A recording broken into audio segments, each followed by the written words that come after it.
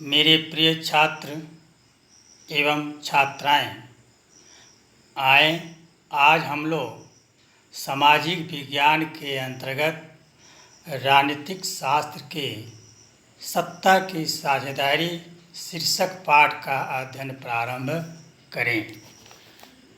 सत्ता की साझेदारी पाठ का अध्ययन प्रारंभ करने से पहले हम यह समझें कि सत्ता की साझेदारी हम किसे कहते हैं।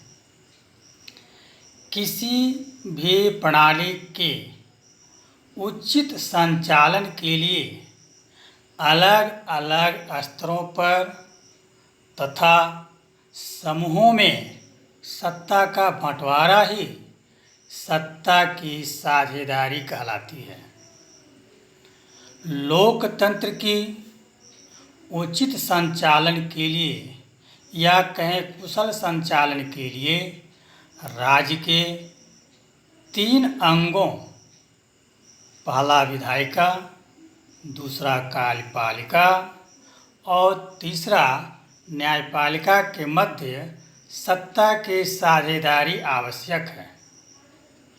लोकतंत्र किस प्रकार सत्ता की साझेदारी की मांग करता है, यह समझने के लिए यहाँ हम बेल्जियम और श्रीलंका के सत्ता की साझेदारी को समझने का प्रयास करेंगे। तो आए सर्वप्रथम हम बेल्जियम के सत्ता की साझेदारी के बारे में समझें। बेल्जियम यूरोप का एक छोटा सा देश है जो यूरोप के पश्चिमी किनारे पर स्थित है। इस देश का क्षेत्रफल और यहाँ की जनसंख्या हमारे देश के हरियाणा राज्य के समान है। अर्थात हम कह सकते हैं कि हरियाणा राज्य से भी छोटा यह बेल्जियम यूरोप का एक देश है। इस देश की जो सीमाएं हैं वह सीमाएं फ्रांस, नीदरलैंड, जर्मनी और लक्ज़मबर्ग से लगती है। बेल्जियम की जाति बनावट बहुत ही जटिल है।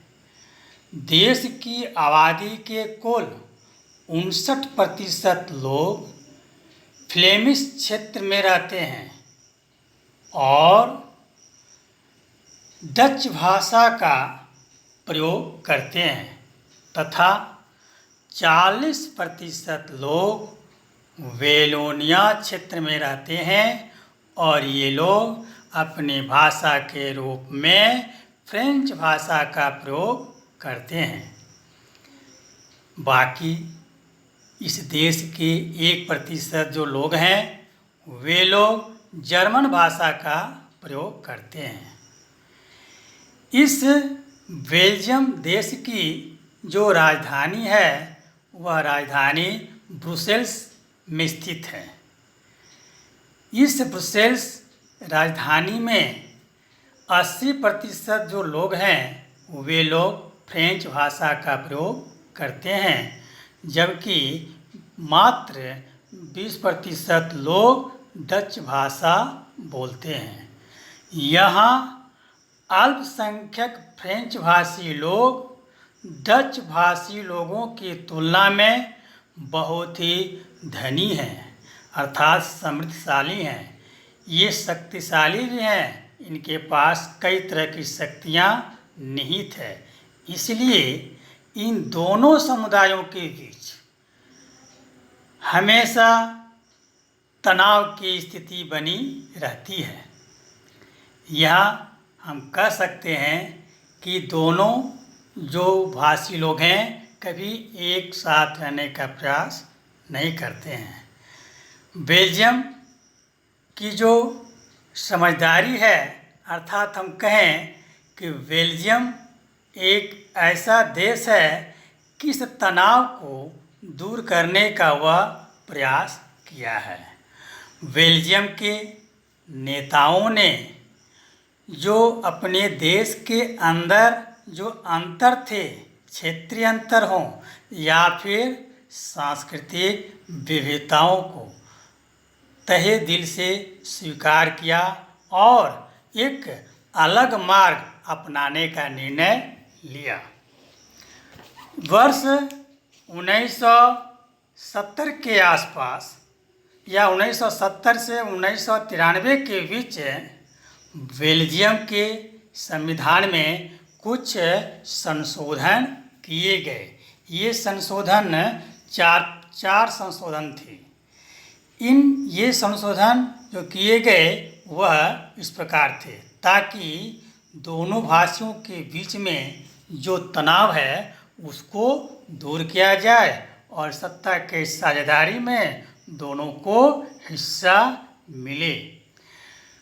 बेल्जियम के संविधान में इस बात का स्पष्ट प्रावधान किया गया कि केंद्रीय सरकार में अर्थात ब्रुसेल्स में डच और फ्रेंच भाषी मंत्रियों की संख्या समान होगी, एक समान होगी। विशेष कानून तभी बन सकते हैं या बनेंगे जब दोनों भाषी के जो लोग हैं, इन दोनों भाषी के लोग या कहें समूहों के सांसदों की बहुमत के आधार पर ही बनेगी। इस प्रकार कोई भी अपने समुदाय की एक तरफा निर्णय नहीं ले सकता है। यह संविधान में इन्होंने यह प्रावधान दिया। राज्य सरकारें जो हैं वह केंद्रीय सरकारों का अधीन नहीं रहेंगी, यह भी संविधान में कहा गया। और ये बतलाया गया कि ब्रुसेल्स में एक अलग सरकार है या केंद्रीय सरकार है और इन दोनों समुदायों फ्रेंच भाषी लोग और डच भाषी लोगों के समान प्रतिनिधि इस सरकार में सम्मिलित किए जाएंगे। उसके बाद केंद्रीय सरकार और राज्य सरकारों के अतिरिक्त बेल्जियम में एक तीसरी सरकार भी कार्य करने की प्रावधान की गई, जिसे सामुदायिक सरकार कहते हैं। सामुदायिक सरकार का चुनाव एक ही भाषा बोलने वाले लोग, चाहे वह फ्रेंच भाषा बोलते हों या फिर दूसरी भाषा बोलते हों, वे भाषा बोलने वाले लोग चुनाव करेंगे। बेल्जियम में सामुदायिक सरकार को संस्कृति के क्षेत्र में, शिक्षा के क्षेत्र में या भाषाओं के क्षेत्र में निर्णय लेने का अधिकार दिया गया। इस तरह से हम कह सकते हैं कि बेल्जियम में जो सत्ता के जो मॉडल थे या शासन की जो व्यवस्था थी, वह व्यवस्था बहुत ही अधिक सफल रही। इसने देश में जो गृह युद्ध की आशंका हमेशा बनी रहती थी, उन आशंकाओं को बंद करने में या विराम लगाने में बहुत बड़ा यह हाथ इनका रहा। जहाँ तक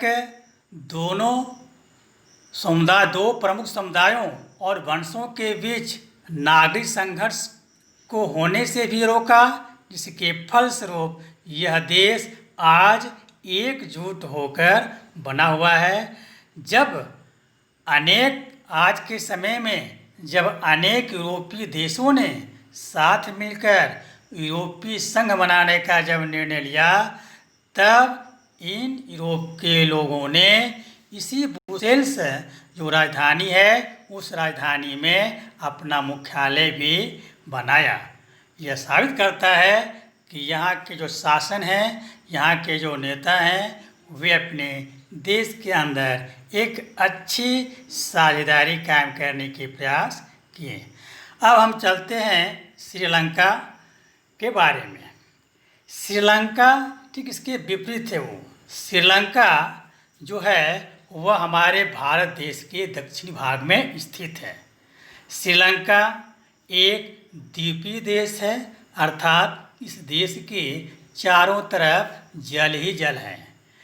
यह देश तमिलनाडु के भारत के जो तमिलनाडु राज्य है उस तमिलनाडु राज्य के दक्षिण तट से कुछ ही दूरी पर स्थित है। इस देश का सबसे प्रमुख सामाजिक समूह जो है अर्थात कहें सबसे ज़्यादा लोग सिंहली लोग हैं, सिंहलियों का है, जिनकी सिंहलियों की आबादी कुल जनसंख्या का 74% है। श्रीलंका में दूसरे नंबर पर तमिल समूह के लोग देखे जाते हैं।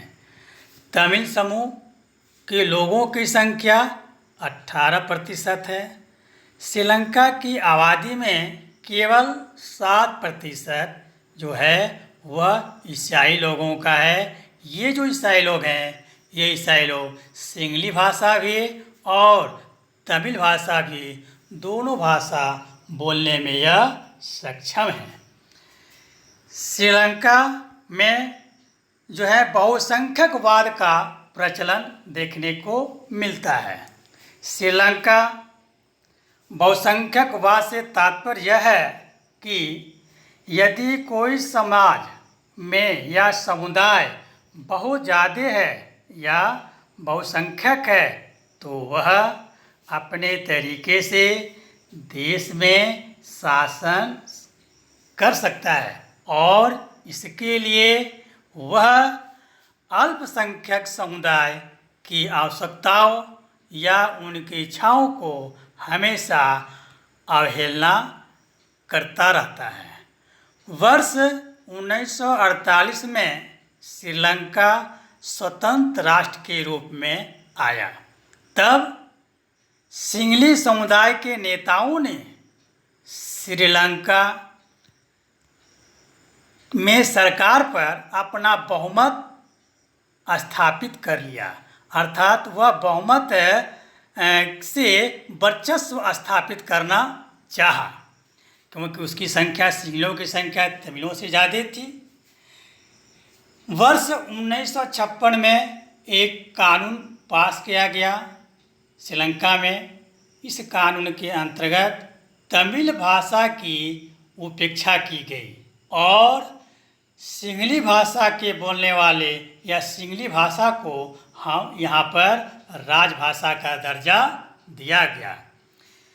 यहाँ तक कि विश्वविद्यालय में नियुक्तियों एवं सरकारी नौकरियों में भी सिंहलियों को ही प्राथमिकता देने का निर्णय लिया गया, या हम कहें किस तरह की नीतियाँ यहाँ पर बनाई गई। नए संविधान में यह घोषणा की गई कि सरकार केवल बौद्ध धर्म को ही संरक्षण और बढ़ावा देगी, क्योंकि सिंहलियों का जो धर्म था वह बौद्ध धर्म था, अर्थात वे बौद्ध धर्म के अनुयायी थे। इसलिए अपने धर्म को ही बढ़ाने का वह प्रचार या वह संरक्षण दिया।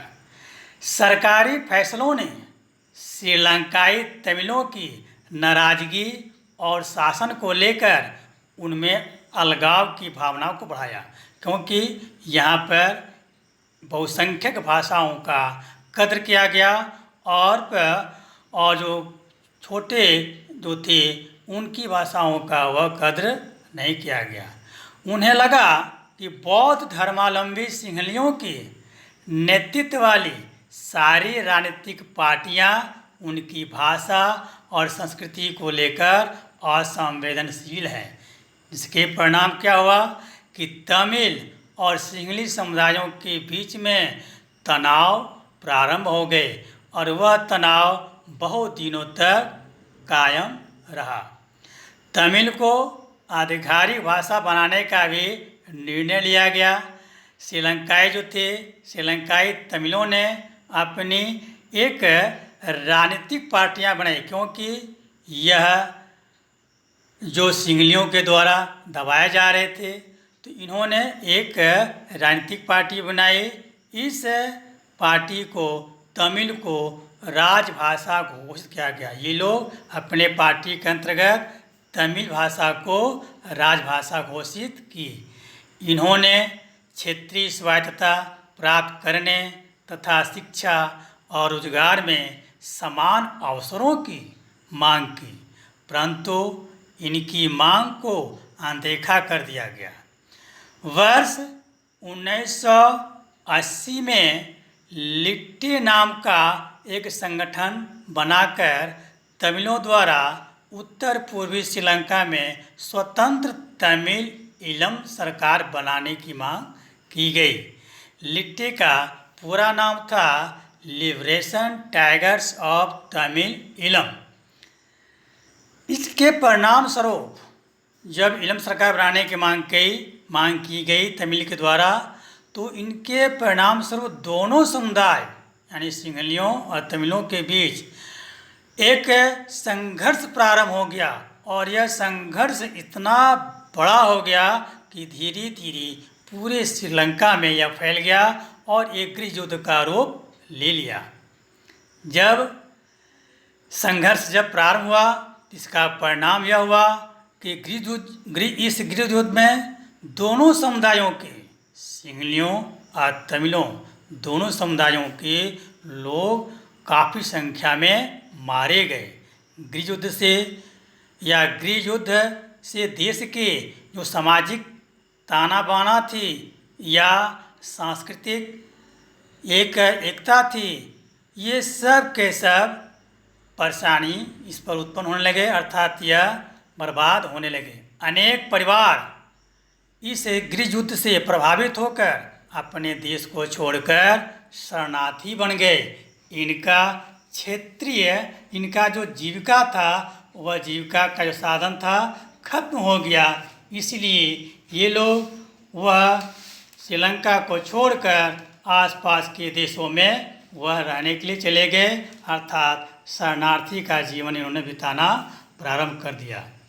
तो हम देखते हैं कि दो देश श्रीलंका और बेल्जियम में जो संघर्ष हुआ और संघर्ष को निपटाने में बेल्जियम और श्रीलंका ने जो अपना एक कहा जाए विचार दिया, उससे हमें कोई शिक्षा मिलती है। हमें शिक्षा यह मिलती है कि बेल्जियम और श्रीलंका की जो कथा हमने पढ़ी, यह हमें शिक्षा देती है। दोनों ही देश को हम जानते हैं कि लोकतांत्रिक है, फिर भी सत्ता में साझेदारी के सवाल को इन्होंने अपने अपने देशों में अलग अलग तरह से निपटाने की कोशिश की। बेल्जियम के नेताओं को लगा कि विभिन्न समुदाय और क्षेत्रों की भावनाओं का आदर करने पर ही देश को हम एकता के सूत्र में रख सकते हैं, अर्थात हमारे देश में तभी एकता संभव है जब हम दोनों समुदाय को मिलकर ले चलें। इस एहसास के चलते दोनों पक्ष सत्ता में साझेदारी करने पर सहमत हुए। लेकिन जब श्रीलंका की तरफ हम देखते हैं तो श्रीलंका में ठीक इसके विपरीत रास्ता अपनाया गया। इसमें यह पता चलता है कि अगर बहुसंख्यक समुदाय दूसरों पर प्रभुत्व कायम करने और सत्ता में इनको हिस्सेदार न बनाने का फैसला करता है, तो इससे देश की एकता संकट में पड़ सकती है। अब हम आगे देखते हैं कि सत्ता की साझेदारी की आवश्यकता हमें क्यों पड़ती है। सत्ता की साझेदारी हमें क्यों ज़रूरत है, इसकी हमें आवश्यकता क्यों पड़ती है, अर्थात किसी भी देश में सारे समुदाय शासन में आए या सत्ता के साझेदार बने, यह आवश्यकता क्यों पड़ती है, इस पर हम चर्चा करते हैं। सत्ता की साझेदारी की आवश्यकता के विषय में हम दो तर्क दे सकते हैं। पहला तर्क होता है कि युक्ति परक है। यह जो सत्ता की साझेदारी है, यह युक्ति परक है।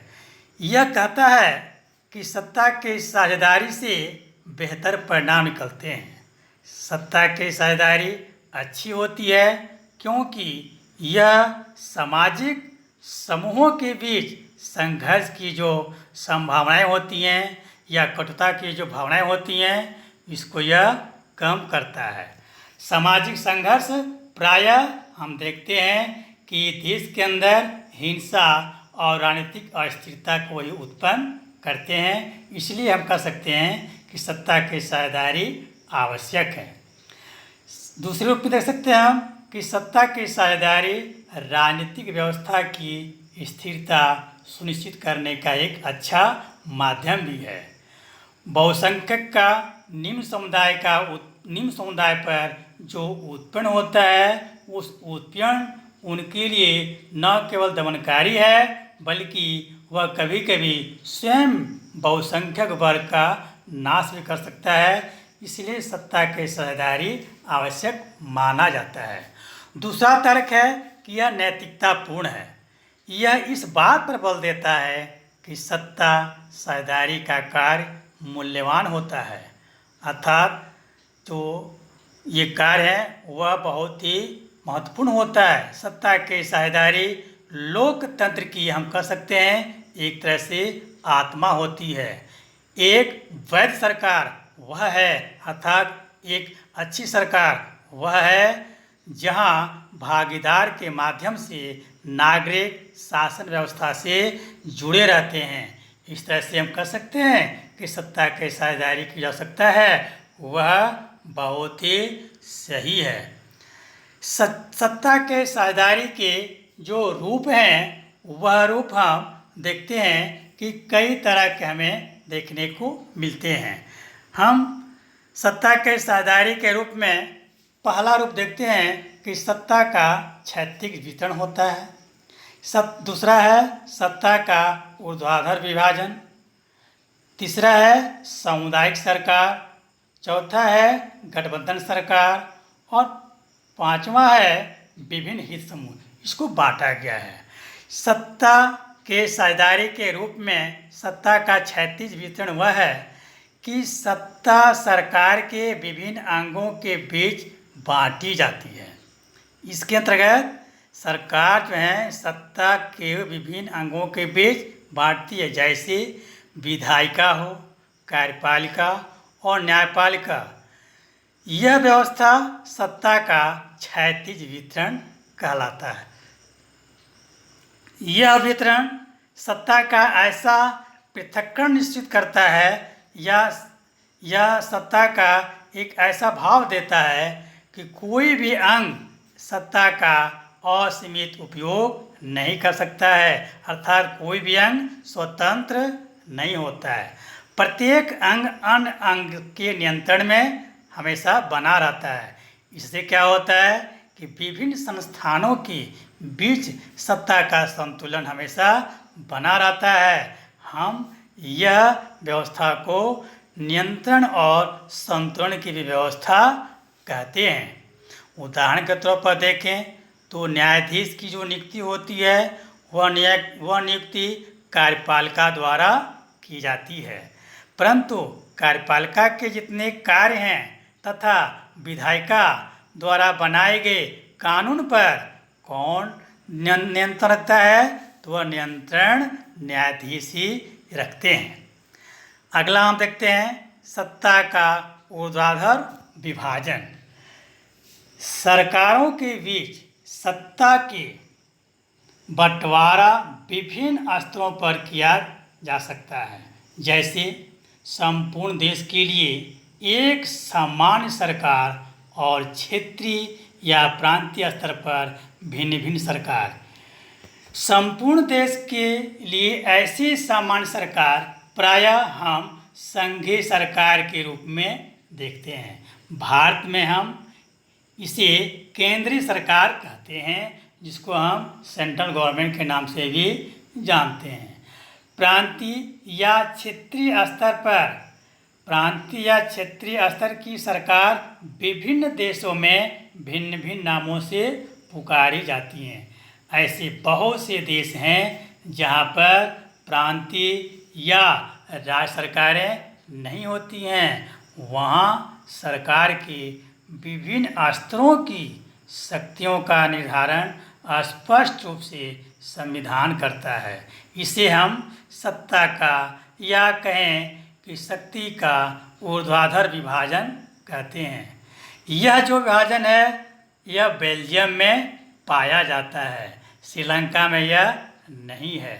हम देखते हैं कि शक्ति का जो संघीय विभाजन जो है यह विभाजन ऐसे ही सरकार में नीचे से ऊपर तक दिखाई देते हैं, जैसे नगरपालिका एवं पंचायत। यह जो है संघीय सरकार या सत्ता का ऊर्ध्वाधर विभाजन का एक रूप हमको देखने को मिलता है। तीसरा है सामुदायिक सरकार। सत्ता को विभिन्न सामाजिक समूहों के बीच में बांटा जा सकता है, जैसे धार्मिक समूहों, भाषाई समूहों, इसके बीच में भी हम सत्ता को हम बांट सकते हैं। बेल्जियम में सामुदायिक सरकार इस व्यवस्था का एक अच्छा उदाहरण प्रस्तुत करता है। कुछ देशों में सामाजिक रूप से कमज़ोर वर्गों और महिलाओं का विधानमंडलों और प्रशासन में प्रतिनिधित्व दिया जाता है। इस विधि को हम निम्नतर समुदायों को सत्ता में एक उचित साझेदारी के लिए प्रयोग करते हैं। चौथा है गठबंधन सरकार। जब किसी देश में चुनाव होते हैं, प्रजातांत्रिक देश में, वहाँ पर एक से अधिक पार्टियाँ लड़ते हैं। जब दो या अधिक पार्टियाँ मिलकर चुनाव लड़ते हैं और उन दोनों ही पार्टियों के पास उतनी बहुमत नहीं होती है कि वे अकेले सरकार बना लें, तो वे दोनों पार्टियाँ आपस में मिलकर सरकार का गठन करती हैं। इस प्रकार के गठन को हम गठबंधन सरकार कहते हैं। हमारे भारत में कई बार गठबंधन सरकार का रूप हम देखने को मिलता है। और अंत में कह सकते हैं कि विभिन्न हित जो समूह हैं वह भी सत्ता के साझेदारी के रूप में हमें दिखाई देते हैं।